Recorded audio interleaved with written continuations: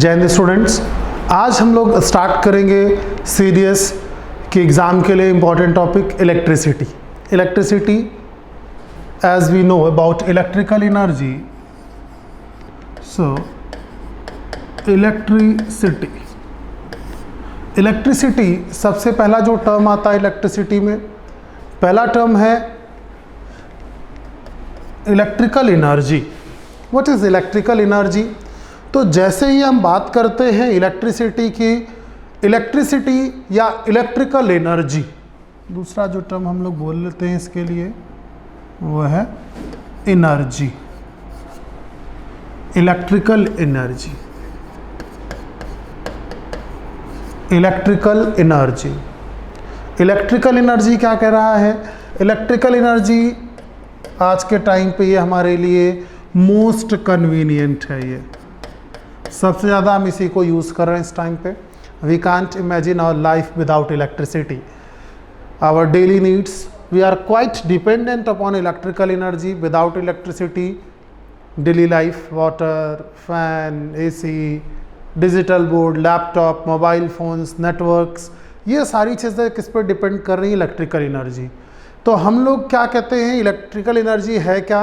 तो एनर्जी तो है, energy is ability of doing work, हम इससे काम कर सकते हैं। लेकिन ये हमारे लिए है कैसा? It is the most convenient way of the energy. सबसे आसान है एक फॉर्म से दूसरे फॉर्म में कन्वर्ट कर पाना। फॉर एन एग्जाम्पल, हम लोग क्या यूज़ करते हैं? फैन इलेक्ट्रिकल एनर्जी देते हैं, उसे मैकेनिकल एनर्जी में चेंज करता है। ट्यूबलाइट इलेक्ट्रिकल एनर्जी को लाइट और हीट एनर्जी में कन्वर्ट करता है।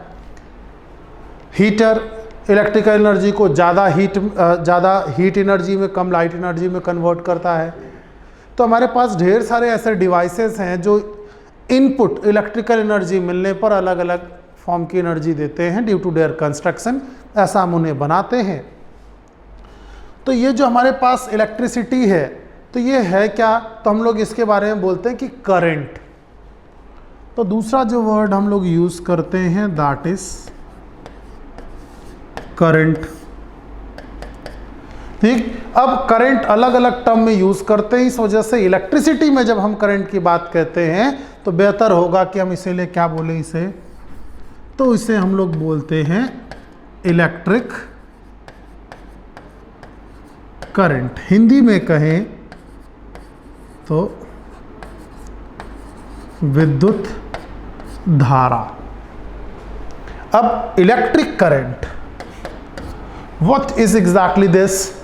तो हम इसे क्या बोलते हैं? Rate of flow of charge. आवेशों के प्रवाह के दर को विद्युत धारा कहते हैं। Rate of flow of charge, rate of flow of charge, आवेश प्रवाह की दर।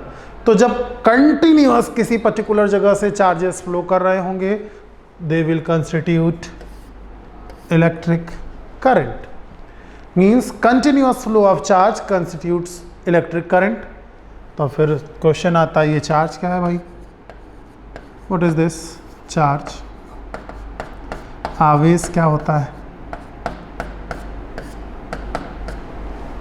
ये चार्ज होता क्या है? आवेश क्या है? What is charge? Very simple, हम क्या कह सकते हैं चार्ज के लिए? आवेश, it is the intrinsic property of every material. ये सभी मटेरियल का क्या है? इंट्रिंसिक प्रॉपर्टी है। अच्छा, सभी मटेरियल का इंट्रिंसिक प्रॉपर्टी है अगर ये, तो फिर दिखता क्यों नहीं है? तो उसका रीज़न क्या है? उसके लिए हमको थोड़ा सा केमिस्ट्री से देखते हैं कि कैसे दिखता है। उसके लिए हम लोग देखते हैं थोड़ा सा एटम, परमाणु। तो एटम के लिए हम लोग देखें कि अगर हमारे पास कोई एक ऐसा है, मान लेते हैं कि ये क्या है हमारे पास? न्यूक्लियस है। दूसरा एक और ऐसा हमारे पास, ये मान लेते हैं सेंटर ऑफ न्यूक्लियस है। एक दूसरा हम मान लेते हैं कि हमारे पास कुछ ये इस टाइप से है। अब देखें कि हम इसे बोलते हैं कि यहाँ पर इलेक्ट्रॉन्स होंगे और इसे न्यूक्लियस के अंदर प्रोटॉन और न्यूट्रॉन पाए जाएंगे। तो जब इस न्यूक्लियस के अंदर हम ये बोल रहे हैं, इस न्यूक्लियस के अंदर क्या है, प्रोटॉन और न्यूट्रॉन है, इसके आउटर सेल में इलेक्ट्रॉन चक्कर लगा रहे हैं। तो केमिस्ट्री में हम लोगों ने पढ़ रखा है number of proton is equals to number of electrons is equals to atomic number. Means प्रोटॉनों की संख्या बराबर इलेक्ट्रॉनों की संख्या बराबर उसका एटॉमिक नंबर, मतलब परमाणु क्रमांक। परमाणु क्रमांक इसे हम लोग Z से रिप्रेजेंट करते हैं। It is represented by Z। तो यहां से देखें कि इसमें प्रोटॉन और न्यूट्रॉन है, तो हमको क्या पता है कि चार्ज कितना होता है। तो चार्ज क्या है, इंट्रिंसिक प्रॉपर्टी। तो वो होता किसके पास है, इंट्रिंसिक है। तो जब हम एटम को तोड़ पाए तो हम लोगों ने देखा कि एटम के अंदर क्या क्या चीज़ें हैं। एटम के अंदर प्रोटॉन, न्यूट्रॉन, इलेक्ट्रॉन और भी ढेर सारे छोटे छोटे न्यूक्लियस में पार्टिकल होते हैं जिन्हें हम न्यूक्लियॉन्स बोलते हैं, नाभिकीय कण बोलते हैं, नाभिक के अंदर पाए जाते हैं। तो यहाँ पर हमको ये क्या है, ये जो हमको मिल रहा है ये क्या है, यहाँ पर ये है नाभिक।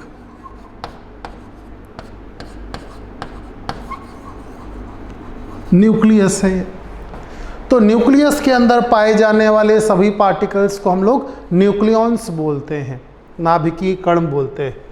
तो नाभिक में इसमें से क्या पाया जाता है, प्रोटॉन। प्रोटॉन है जो न्यूक्लियस में है, उसके बाहर इलेक्ट्रॉन्स हैं। तो हम यहाँ पर क्या कह सकते हैं कि जो चार्ज है, तो हम यहाँ पर देखें charge of proton, charge of proton is equals to plus 1.6 into 10 to the power minus 19 coulomb. दूसरा चार्ज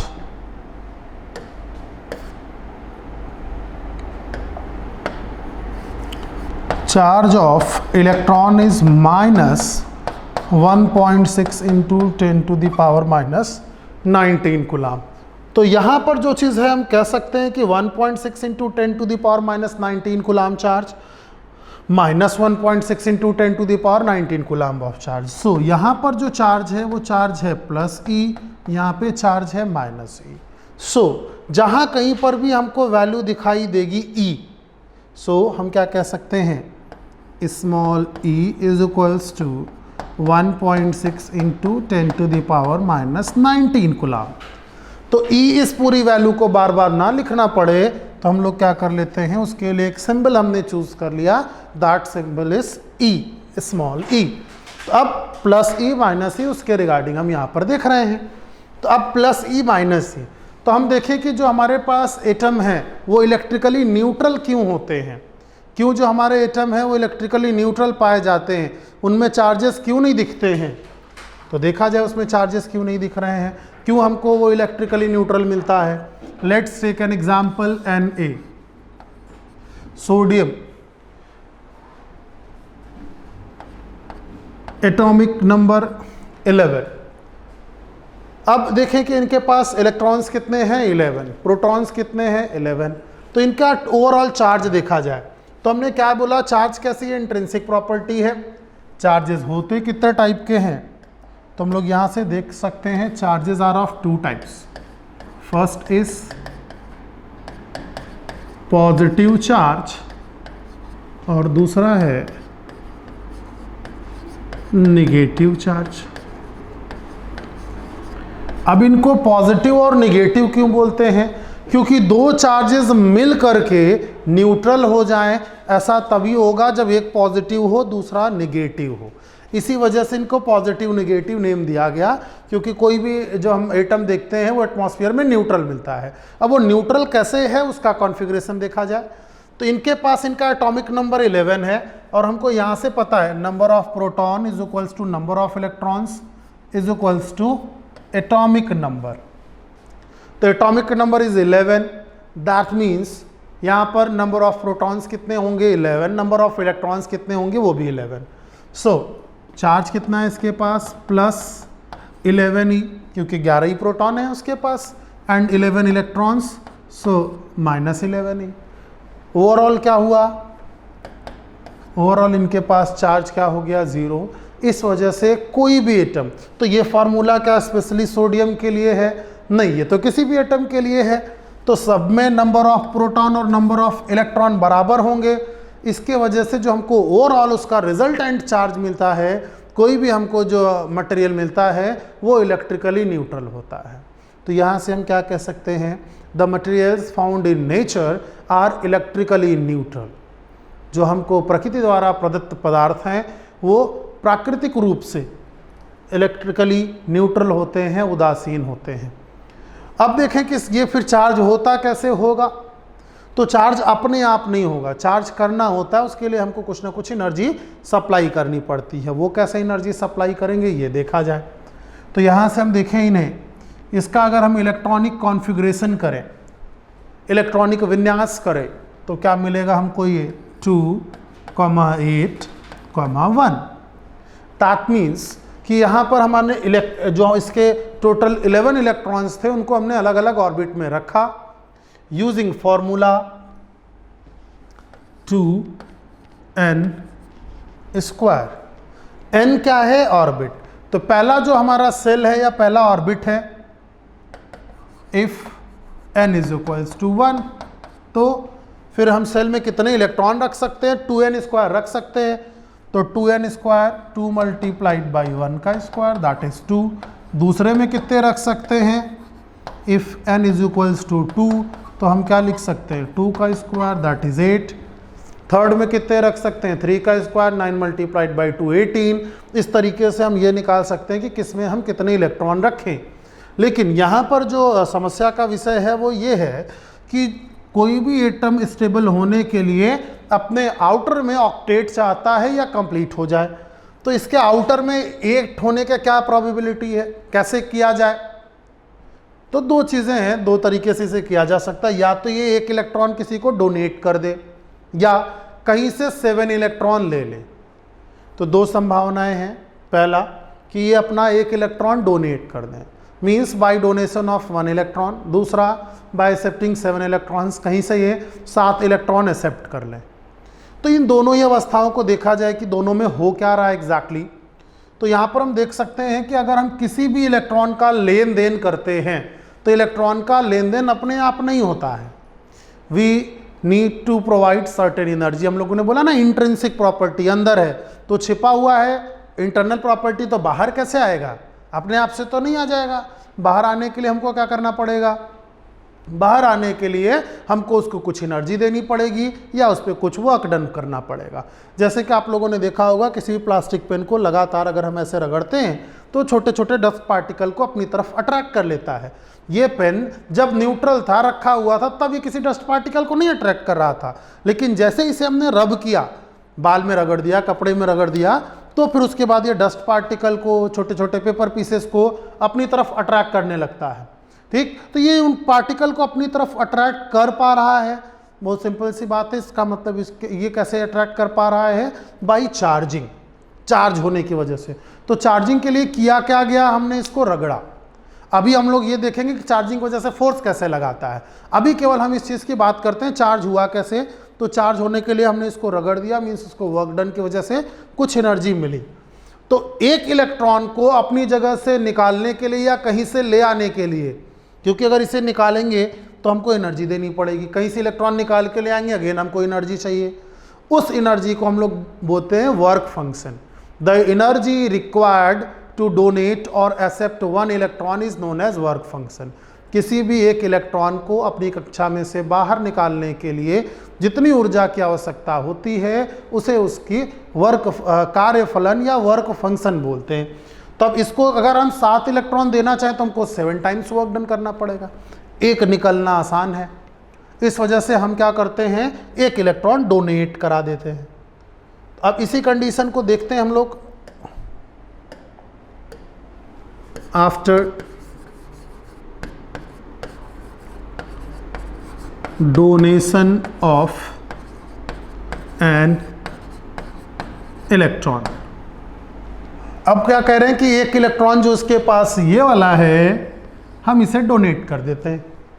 तो आफ्टर डोनेशन ऑफ 1 इलेक्ट्रॉन 1 वाला क्यों चूज किया, क्योंकि इसमें एनर्जी कम लगेगी, तो 1 इलेक्ट्रॉन डोनेट कर देंगे after donation of an electron.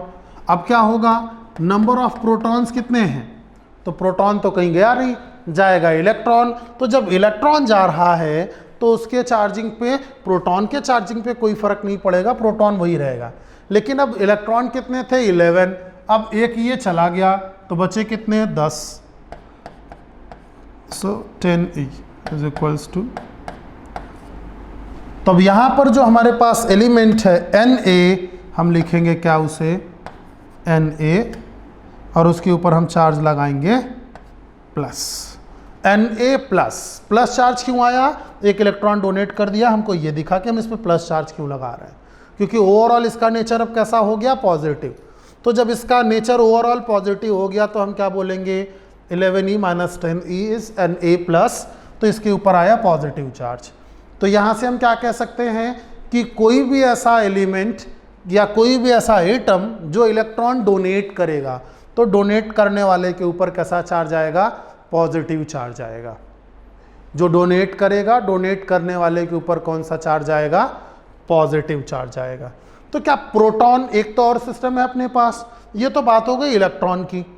अब मान लेते हैं कोई ऐसा एटम हो जो इलेक्ट्रॉन को गेन करता हो, उसके पास क्या होगा, तो ऐसा एक इलेक्ट्रॉन हम लोग मान लेते हैं इन्हीं के कंपेयर में Cl, chlorine, Cl 17, that is 2,8,7।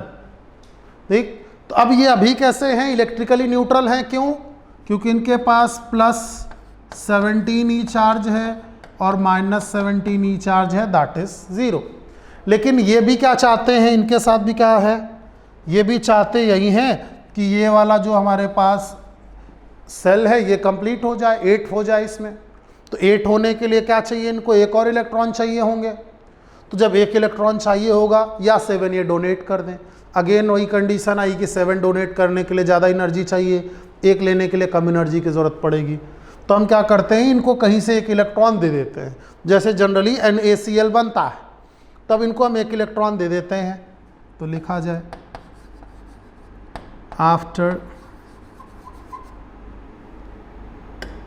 After getting an electron and electron, एक इलेक्ट्रॉन इनको मिल जाएगा तो ये कंप्लीट हो जाएगा। अब देखिए क्या होगा, प्रोटॉन तो वही रहा 17E माइनस इलेक्ट्रॉन एक बढ़ गया, माइनस 18A हो गया। So it is minus E, ये क्या मिला हमको, माइनस E। तो हम क्या बोलेंगे, Cl is negatively charged, Cl के ऊपर कौन सा चार्ज आ गया, माइनस E। तो हम क्या बोलेंगे, Cl इज निगेटिवली चार्ज। तो हमको यहाँ पे दो कंडीशन मिली। फर्स्ट, जो इलेक्ट्रॉन डोनेट करता है वो पॉजिटिवली चार्ज होता है, जो इलेक्ट्रॉन एक्सेप्ट करता है वो नेगेटिवली चार्ज होता है। मींस इलेक्ट्रॉन डोनेट करने वाला व्यक्ति पॉजिटिवली चार्ज हो जाएगा। मान लेते हैं जैसे कि हम इन केस ऑफ मनी करते हैं, जो पैसा देता है वो पॉजिटिवली चार्ज होता है, जो लोन ले लेता है उसे हम क्या बोलते हैं, निगेटिवली चार्ज। वो रीडी होता है। रीडी कौन होता है, जिसने इलेक्ट्रॉन लिया, तो जो पैसा लेता है वो रीडी बोला जाता है। वैसे ही जिसने इलेक्ट्रॉन लिया वो क्या हो गया, ऋण हो गया, नेगेटिव चार्ज हो गया उसके ऊपर, जिसने दिया उसके ऊपर पॉजिटिव चार्ज। तो इलेक्ट्रॉन एक्सेप्ट करने वाले के ऊपर नेगेटिव चार्ज, इलेक्ट्रॉन डोनेट करने वाले के पास पॉजिटिव चार्ज आएगा। तो यहाँ पर हम क्या देख रहे हैं कि पॉजिटिव नेगेटिव चार्ज। अब इसको हम इलेक्ट्रिक चार्ज बोलते हैं। क्यों, क्या प्रोटॉन नहीं जाएगा, इलेक्ट्रिक तो इलेक्ट्रॉन की वजह से होना चाहिए था, प्रोटॉन। तब हम थोड़ा सा पीछे देखें कि हम लोगों ने बोला था कि प्रोटॉन कहाँ होता है, और इसे हम चार्ज को जो है, जो चार्ज बोल रहे हैं आवेश, इसे हम लोग इलेक्ट्रिक चार्ज बोलते हैं। इलेक्ट्रिक चार्ज क्योंकि ये इलेक्ट्रॉन की वजह से आ रहा है। इलेक्ट्रॉन की वजह से क्यों भाई, प्रोटॉन के पास भी तो चार्ज है। अभी हम लोगों ने पढ़ा कि प्रोटॉन के पास भी अपना चार्ज होता है। अब हमारे पास प्रोटॉन का चार्ज है प्लस 1.6, दैट मीन्स है तो बराबर ही इलेक्ट्रॉन के, बस एक पॉजिटिवली चार्ज है, एक निगेटिवली है। सेम एक के पास जो प्रोटॉन है उसके पास प्लस ई चार्ज है और इलेक्ट्रॉन के पास माइनस ई चार्ज है। चार्जेस तो दोनों के पास हैं, लेकिन इसका पार्टिसिपेशन हम इसलिए नहीं कराते हैं क्योंकि ये है कहाँ, न्यूक्लियस में। किसी भी फिजिक्स या केमिस्ट्री के इक्वेशन में आप नहीं देखेंगे कि प्रोटॉन पार्टिसिपेट करता है उसमें। क्यों, प्रोटॉन कहाँ है? न्यूक्लियस में। और इस न्यूक्लियस में जो फोर्स लगता है उस फोर्स को हम लोग बोलते हैं न्यूक्लियर फोर्स, नाभिकीय बल।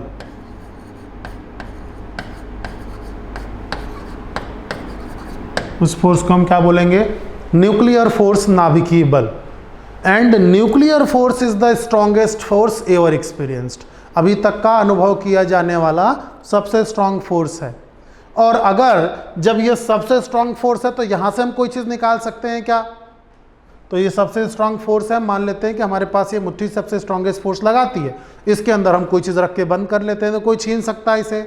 अगर ये सबसे स्ट्रॉन्गेस्ट है तो कोई नहीं छीन सकता इसे। तो यही स्थिति यहाँ पर भी है कि जो हमारे पास न्यूक्लियॉन्स हैं, जो न्यूक्लियस में होते हैं, न्यूक्लियस में रहने वाले जो हमारे पास पार्टिकल्स हैं, वो किसी भी रिएक्शन में इसीलिए पार्टिसिपेट नहीं करते हैं क्योंकि वो न्यूक्लियर फोर्स से बंधे हुए होते हैं। तो न्यूक्लियर फोर्स से बंधे होने के कारण जो हमारा प्रोटॉन है वो बाहर नहीं आता है। इस वजह से हमने देखा कि दोनों ही कंडीशन में, पहले कंडीशन में हमने क्या देखा? डोनेशन ऑफ एन इलेक्ट्रॉन, ठीक, गेटिंग एन इलेक्ट्रॉन। इलेक्ट्रॉन ही होता है, ज़रूरी है एक ही हो, नहीं एक से ज़्यादा हो सकते हैं। अगर एक से ज़्यादा इलेक्ट्रॉन डोनेट करता तो इसके पास एक से ज़्यादा प्लस ही आते, एक से ज़्यादा इलेक्ट्रॉन ही एक्सेप्ट करते तो इनके ऊपर एक से ज़्यादा माइनस ही आ जाता, ठीक। तो इनके पास चार्जेस आए, लेकिन प्रोटॉन का जो हम नंबर देखें, यहाँ पर भी प्रोटॉन नहीं चेंज हुआ और यहाँ पर भी प्रोटॉन चेंज नहीं हुआ। क्यों? क्योंकि प्रोटॉन कहाँ पे है? न्यूक्लियस के अंदर, और nuclear force is the strongest force, जिसकी वजह से प्रोटॉन बाहर नहीं आता है। अब ये बात तो ठीक है कि अच्छा प्रोटॉन नहीं बाहर आता है, तो प्रोटॉन है, यहाँ पे न्यूट्रॉन है, इसके बाहर इलेक्ट्रॉन है, तो हम इलेक्ट्रॉन को निकाल पाते हैं। इसका मतलब ये जो चार्ज है, चार्ज को हम लोग क्या कह सकते हैं? चार्ज चूंकि इलेक्ट्रॉन के लेन देन से ही आएगा, अगर इलेक्ट्रॉन का लेन देन हो तो चार्जेस नहीं आएंगे, तो इलेक्ट्रॉन के लेन देन से चार्ज आता है। अभी तक देख करके हमको यही लग रहा है कि जब इलेक्ट्रॉनों का स्थानांतरण होगा, इलेक्ट्रॉन एक जगह से दूसरी जगह जाएंगे, तभी उस पर आवेश आएंगे। तो आते हैं आवेश, देखा जाए इसको। तो ये जो हमारे पास आवेश है, इस आवेश को, इस इलेक्ट्रिक चार्ज को हम लोग क्या कह सकते हैं? Electric charge. चार्ज को हम लोग क्या कह सकते हैं? Electric charge. तो अब देखें कि हमारे पास ये जो चार्जेस हैं यहाँ पे इलेक्ट्रिक चार्ज, तो हमने बोला कि ये इलेक्ट्रिक चार्जेस कितने टाइप के हो सकते हैं? Electric charges can be of 2 types. तो इसको थोड़ा सा बाहर लिख लेते हैं हम लोग क्लियर। एक तो कैसा? Positive charge. एक तो हमारे पास है पहला पॉजिटिव चार्ज, हिंदी में बोलते हैं धन आवेश, और दूसरा है नेगेटिव चार्ज, हिंदी में बोलेंगे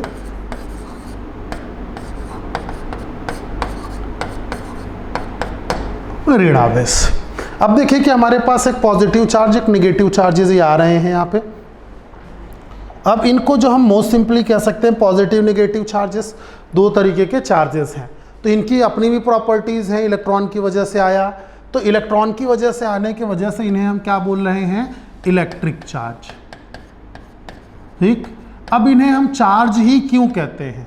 और भी तो नाम दे सकते थे इनको हम। चार्ज का क्या मतलब होता है? चार्ज का मतलब होता है the means by which we apply force. Charge का मतलब होता है ऐसी चीज़ जिसके कारण हम फोर्स लगा सकते हैं। बहुत सिमिलर सा एग्जांपल है लाठी चार्ज। आप लोगों ने सुना होगा लाठी चार्ज, जनरली हम लोग प्रशासन के द्वारा सुनते हैं कि जहाँ पर ज़्यादा भीड़ इकट्ठा होती है, वो कंट्रोल ना होती है, तो हम वहाँ पर क्या देखते हैं कि लाठी चार्ज किया जाता है। दैट मीन्स कि आप लाठी से जितना मर्जी फोर्स लगा सकते हैं, ठीक। तो लाठी क्या है वहाँ? बाई मीन्स जिससे चार्ज फोर्स लगेगा, ठीक। तो वही यहाँ पर भी है इलेक्ट्रिक चार्ज की जो फोर्सेस लगाता है। तो ये फोर्सेस कैसा लगाता है? तो जो हमारे पास इलेक्ट्रिक चार्ज है वो दोनों ही टाइप का फोर्स लगा सकता है। इसके बारे में देखें थोड़ा, ठीक। तो ये कैसा फोर्स लगा सकता है? इट में अप्लाई इलेक्ट्रोस्टैटिक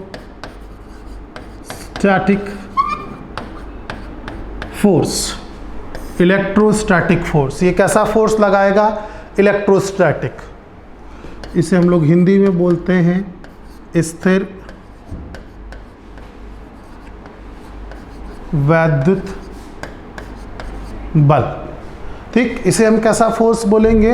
इसे हम बोलेंगे इलेक्ट्रोस्टैटिक फोर्स, स्थिर वैद्युत बल। अब हम जब देखें कि हमारे पास ये इलेक्ट्रोस्टैटिक फोर्स है, तो दो आवेशों के बीच, दो रेस्ट पे जो हमारे पास आवेश हैं, उन आवेशों के बीच एक बल लगेगा। उस बल को हम क्या बोलेंगे? इलेक्ट्रोस्टैटिक फोर्स, स्थिर वैद्युत बल। अब ये बल हो कैसा सकता है? तो इसके लिए हम क्या पढ़ते हैं? Fundamental law of electrostatics. Next is fundamental law of electrostatics. Fundamental law of electrostatics. Fundamental law क्या कहता है? फंडामेंटल लॉ सेज दैट, बहुत सिंपल सा लॉ है, आप लोगों ने पढ़ा होगा, याद होगा। लाइक चार्जेस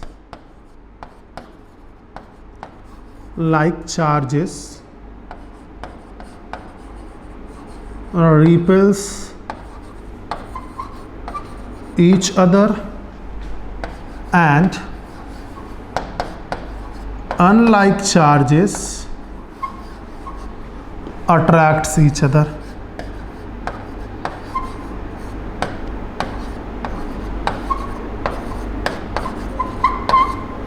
तो जो लाइक चार्जेस हैं, दैट मीन्स अगर हमारे पास एक पॉजिटिव चार्जेस है, तो पॉजिटिव चार्जेस क्या करेंगे? एक दूसरे को रिपल्सन। निगेटिव चार्जेस हैं, same, they will also repel. लेकिन अगर एक पॉजिटिव चार्ज है, दूसरा निगेटिव चार्ज है, तो एक पॉजिटिव चार्ज दूसरे निगेटिव चार्ज को क्या करेगा? अट्रैक्ट करेगा। एक पॉजिटिव चार्ज दूसरे निगेटिव चार्ज को क्या कर लेगा? अट्रैक्ट करेगा। तो एक पॉजिटिव, तो ये पहला लॉ क्या करता है? Like charges repels each other. तो चार्जेस दो टाइप के हैं हमारे पास, पॉजिटिव और निगेटिव। तो अगर पॉजिटिव चार्जेस हुए, तो दोनों अगर पॉजिटिव चार्जेस हैं, तो हमको क्या मिलेगा वहाँ पे? रिपल्सन। दोनों निगेटिव चार्जेस हैं तो भी रिपल्सन। लेकिन अगर एक पॉजिटिव एक निगेटिव है, तो आपको क्या देखने को मिलेगा? अट्रैक्शन। मीन्स सिमिलर चार्जेस जो हैं वो क्या करेंगे? रिपल्सन, और डिसिमिलर चार्जेस क्या करेंगे? अट्रैक्शन। क्लियर? तो अभी हम लोगों ने देखा आज कि सबसे पहले इलेक्ट्रिसिटी है क्या? तो सबसे पहला जो हम लोगों ने देखा वो है इलेक्ट्रिसिटी, इलेक्ट्रिकल एनर्जी। तो इलेक्ट्रिकल एनर्जी है क्या हमारे लिए? It is the most convenient form of energy. It is the most convenient form of energy जो हम डेली लाइफ में यूज करते हैं। अब उसको हम यूज किस फॉर्म में करते हैं? उसे यूज करते हैं इलेक्ट्रिक करंट के फॉर्म में। अब इलेक्ट्रिक करंट क्या है? Rate of flow of charge, आवेशों की प्रवाह की दर को हम लोग क्या बोलते हैं? विद्युत धारा। अब आया चार्ज। चार्ज क्या होता है? तो हम लोगों ने देखा चार्ज इंट्रिंसिक प्रॉपर्टी है, वो दो टाइप का होता है, पॉजिटिव निगेटिव होता है। उसके बाद हम लोगों ने देखा कि ये न्यूट्रल कैसे होता है। आई होप कि क्लियर होगा ये प्रोटॉन, इलेक्ट्रॉन और एटॉमिक नंबर से। यहाँ से हमने देखा कि ये कैसा होता है? Electrically neutral. फिर हम लोगों ने देखा कि जब ये पर्टिकुलर काम कर रहा है यहाँ से, तो हम लोग यहाँ पे क्या देख सकते हैं? Electrostatic force. तो हम लोगों ने देखा कि ये इलेक्ट्रोस्टैटिक फोर्स एग्जैक्टली काम कैसे करता है। तो हम लोगों ने देखा कि जो चार्जेस डेवलप हुए, अगर वो सिमिलर चार्जेस हैं तो उनके बीच में रिपल्सन काम करेगा, डिसिमिलर चार्जेस हैं तो उनके बीच में काम करेगा अट्रैक्शन। बाकी ये बात रही इंट्रोडक्शन ऑफ इलेक्ट्रिसिटी करंट में इलेक्ट्रोस्टैटिक्स का। रेस्ट के लिए स्टे ट्यून्ड विद त्रिशूल डिफेंस एकेडमी। Thank you. जय हिंद।